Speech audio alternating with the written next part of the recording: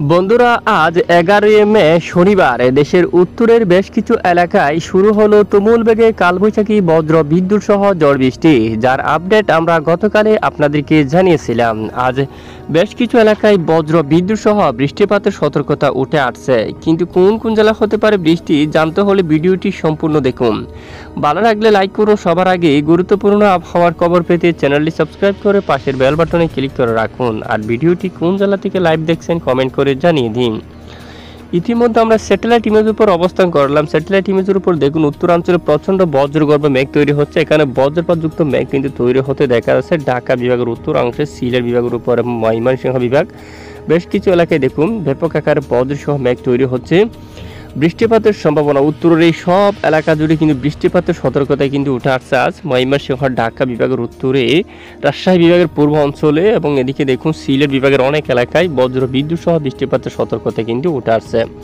পাশাপাশি আগামী 24 ঘন্টার মধ্যে কোন কোন জেলায় বৃষ্টিপাতের সতর্কতা উঠে আসছে তা আমরা আপনাদেরকে দেখাচ্ছি। আমরা সরাসরি এই মুহূর্তে বজ্র বিদ্যুৎ এই যে বজ্র বৃষ্টি এখানে বজ্র বৃষ্টিবাহী মোড়ে আমরা অবস্থান করলাম। তো দেখতে পাচ্ছি আজ আরও বেশ কিছু এলাকায় বৃষ্টিপাতের সতর্কতা উঠে আসছে। এরই মাঝে খুলনা বিভাগের অনেক এলাকা দেখুন, খুলনা, বরিশাল, মাদারীপুর, তারপর লোহাগাড়া, ফরিদপুর, শাইলকুপা থেকে শুরু করে মেহেরপুর, জয়সুর, ঢাকা, এখানে ফরিদগঞ্জ এবং মতিরহাট, সেনবাগ, কুমিল্লা অনেক এলাকায় মূলত কালবৈশাখী বজ্র বিদ্যুৎ সহ বৃষ্টিপাতের সতর্কতা কিন্তু উঠে আসছে। এদিকে দেখুন আপনারা এই যে আগামী 24 ঘন্টার রিপোর্টে এখানে খুলনা বিভাগের অনেক এলাকায় বৃষ্টিপাতের সতর্কতা কিন্তু রয়েছে। আমরা ম্যাপটা বড় করে দেখাচ্ছি। শাইলকুপা রয়েছে, কাতুয়া, মেহেরপুর, তারপর এখানে এই যে ফরিদপুর, ঢাকা, মাদারীপুর এবং এখানে ফরিদগঞ্জ এবং মতিরহাট, বরিশাল, খুলনা বিভাগের অনেক এলাকায় যেখানে লাল কালার বড় মেঘ দেখুন, এখানে অনেক এলাকা মূলত কালবৈশাখী বজ্র বিদ্যুৎ সহ বৃষ্টিপাতের সতর্কতা কিন্তু রয়েছে। পাশাপাশি আরও কিছুটা বৃষ্টিপাতের সম্ভাবনা উঠে আসছে, বিশেষ করে আগামী 24 ঘন্টার রিপোর্টে কলকাতার দিকে এবং খর্দা, এখানে চন্দননগর, হাবড়া এই অঞ্চলের দিকে এবং এদিকে দেখুন আপনারা চাকদা এবং পান্ডুয়ার দিকে বৃষ্টিপাতের সম্ভাবনা কিন্তু রয়েছে এবং এখানে উলুবেড়িয়া রয়েছে এবং খোলাঘাট, তামলুক এই অঞ্চলে এবং বারুইপুর, তারপর মাজিলপুর, গোছাবা এই সমস্ত এলাকার দিকে, তামলুক এবং কোলাঘাটের দিকে বৃষ্টিপাতের সম্ভাবনা, আরামবাগের দিকে রয়েছে এখানে, তারপর পান্ডুয়া এই সব এলাকা জুড়ে কালবৈশাখী বজ্র বিদ্যুৎ সহ বৃষ্টিপাতের প্রবল সতর্কতা উঠে আসছে, তাই সাবধানতা অবলম্বন করবেন। এদিকে দেখুন দক্ষিণের উপকূলীয় অঞ্চলীয় পিরোজপুর, মঠবাড়িয়া, লালমোহন এই এলাকা জুড়ে এবং খোলাপাড়ার দিকে এবং সুন্দরবন এখানে এই অঞ্চলের দিকে কালবৈশাখী আকার নিয়ে বজ্র বিদ্যুৎ সহ বৃষ্টিপাতের সম্ভাবনা এবং পাশাপাশি আগামী 24 ঘন্টার মধ্যে আরও বৃষ্টিপাতের সম্ভাবনা রয়েছে। এদিকে জলেছাড়া এবং হালদিবাড়ি এই এলাকা জুড়ে এখানে বিকেল নাগাদ শুরু হতে পারে এই ঝড় বৃষ্টি এবং পরবর্তী 12 তারিখ নাগাদ তুলনামূলক বৃষ্টির মাত্রা কম থাকতে পারে। তবে উত্তরে ময়মনসিংহ, রংপুর, রাজশাহী এই 3 বিভাগের কিছু কিছু এলাকায় বজ্র বিদ্যুৎ সহ কিছুটা বৃষ্টিপাতের সম্ভাবনা থাকবে। দক্ষিণের উপকূলীয় 2 স্থানে কিছুটা বিক্ষিপ্ত বৃষ্টিপাত থাকার সম্ভাবনা রয়েছে। আর বৃষ্টিপাতের সম্ভাবনা আছে কিনা আমরা একটু দেখি। সম্ভাবনা কিন্তু খুবই কম এবং 13 তারিখ থেকে যদি একটু দেখি আবারও উত্তরের বেশ কিছু এলাকায় রংপুর বিভাগের দিকে দেখুন, এখানে রংপুর, আলিপুরদুয়ার, ঠুরা এই এলাকা জুড়ে মূলত বিক্ষিপ্ত বজ্রসহ বৃষ্টিপাতের সম্ভাবনা। এখানে ঠাকুরগাঁও রয়েছে, দিনাজপুর, রংপুর এই এলাকায় এবং এখানে কোচবিহার রয়েছে, ডুবুরি।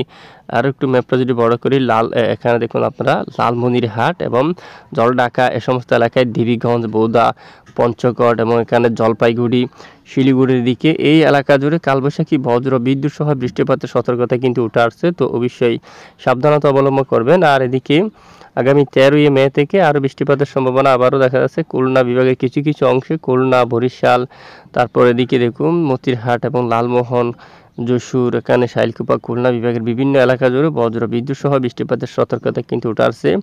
আগামী কয়েকদিন মূলত চট্টগ্রাম বিভাগের উপর বৃষ্টির মাত্রা খুবই কম রয়েছে, তুলনামূলক অনেকটাই কম। তবে এখান থেকে যদি বৃষ্টিপাত আসে তাহলে হতে পারে 2 স্থানে বিক্ষিপ্ত বৃষ্টিপাতের সম্ভাবনা কিন্তু থাকছে, তুলনামূলক বৃষ্টির সম্ভাবনা কিন্তু খুবই কম রয়েছে। এর কয়েকদিন পর যদি লাইভ ট্রেকিং করি মূলত বৃষ্টির সম্ভাবনা একদম কমে গেছে, দেখুন সম্ভাবনা কিন্তু আর তেমন নেই, দেখা যাচ্ছে না। দেশের কিছু কিছু এলাকায় বিক্ষিপ্ত বৃষ্টিপাত থাকার সম্ভাবনা কিন্তু থাকবে।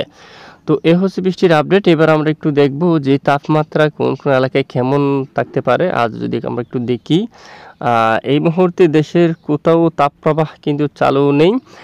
সর্বোচ্চ তাপমাত্রা উঠতে পারে দেশের উত্তরাঞ্চলে রংপুর বিভাগে দেখুন এখানে রয়েছে 32 পর্যন্ত, আলিপুরদুয়ারে 31 পর্যন্ত, শিলিগুড়িতে দেখুন এখানে 31 পর্যন্ত থাকছে এবং অন্যান্য এলাকায় যদি গোলাপাড়া এখানে 30, টোরাতে 27 এবং কালায় এখানে 32, ময়মনসিংহ বিভাগ এখানে রয়েছে 31, সিলেটের উপর 31 পর্যন্ত থাকছে এবং এদিকে যদি আমরা দেখি ঢাকা বিভাগে এখানে থাকছে 32 এবং কুমিল্লার দিকে এখানে রয়েছে 31 পর্যন্ত। চট্টগ্রাম বিভাগে যদি আমরা একটু যাই এখানে রয়েছে 30 পর্যন্ত, বরিশালে 31, খুলনাতে 31 পর্যন্ত দেখা যাচ্ছে এবং কলকাতার দিকে যদি আমরা নজর করি এখানে 29 এবং চন্দ্রনগর 31, আরামবাগে কিন্তু 31 রয়েছে, বর্ধমান 31, শান্তিপুরে কিন্তু 32 ডিগ্রি সেলসিয়াসে তাপমাত্রা থাকার সম্ভাবনা এবং মহেশখালী 30, টেকনাফে 31। এ হচ্ছে মূলত তাপমাত্রা, কোথাও তাপপ্রবাহ নেই। আর আগামী এই যে 12 তারিখেটা যদি দেখি 12 তারিখে একই অবস্থা, তেমন তাপপ্রবাহ কিন্তু দেখা যাচ্ছে না। আমরা 4 থেকে 5 দিনের আপডেট আপনাদেরকে দেখাচ্ছি। এরপর 13 তারিখ নাগাদ দেশের উপর তেমন তাপপ্রবাহ নেই, তবে পশ্চিমবঙ্গের কিছু কিছু এলাকায় 36 ডিগ্রি সেলসিয়াসের করে তাপমাত্রা উঠতে পারে এবং আগামী 14 তারিখ থেকে দেখুন বাড়তে পারে তাপমাত্রা আবারও 38 ডিগ্রি সেলসিয়াস উঠে গেছে ওখানে অনেক এলাকায়।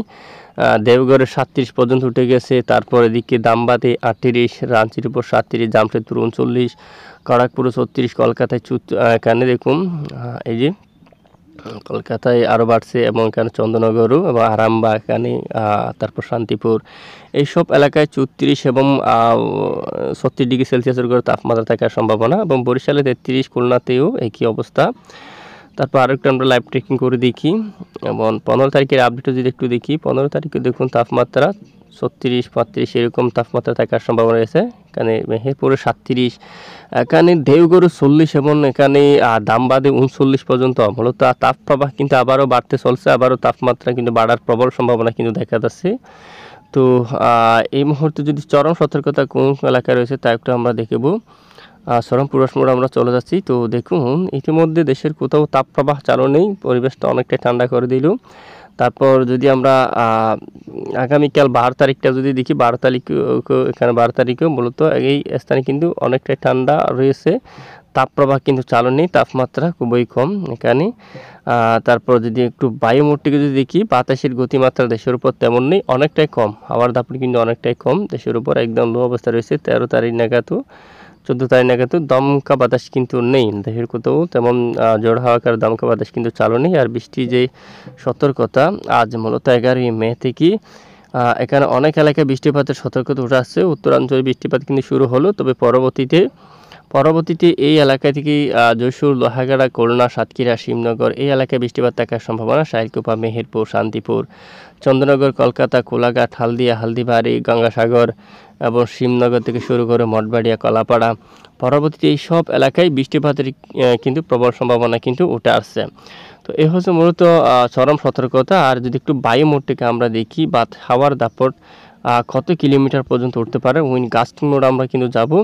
তো আজকের রিপোর্টটা যদি আমরা দেখি 11 তারিখ নাগাদ যদি একটু লক্ষ্য করি, 11 তারিখ দেখুন আপনারা দেশের উপর বাতাসের গতিমাত্রা স্বাভাবিক, এখানে 14 কিলোমিটার, খুলনাতেও কিন্তু দেখতে পাচ্ছি 13 কিলোমিটার এইরকম। তারপরে এখানে মহেশখালী এই অঞ্চলে যদি যায় 14 কিলোমিটার বাতাসের গতিমাত্রা। আর সমুদ্র অঞ্চলে কিছুটা জড় বাতাস কিন্তু দেখা যাচ্ছে, সমুদ্রের এখানে কিছুটা এই যে দমকা হাওয়া আকারে জড় বাতাস কিন্তু থাকছে কিছু কিছু এলাকায়। এবং এরপরে দেখুন সমুদ্রের স্বাভাবিক অবস্থায় থাকছে, কোনো উত্তাল পরিবেশ কিন্তু এখানে বঙ্গোসাগর বুকে দেখা যাচ্ছে না। তবে পরবর্তীতে একটি নিম্নচাপ তৈরি হওয়ার সম্ভাবনা রয়েছে, 20 তারিখের আশেপাশে একটি নিম্নচাপ তৈরির কিন্তু আবার দিচ্ছে আবহাওয়ার মডেলগুলো। তো দেখা যাক, এখনও পর্যন্ত আমরা শিওর হইনি।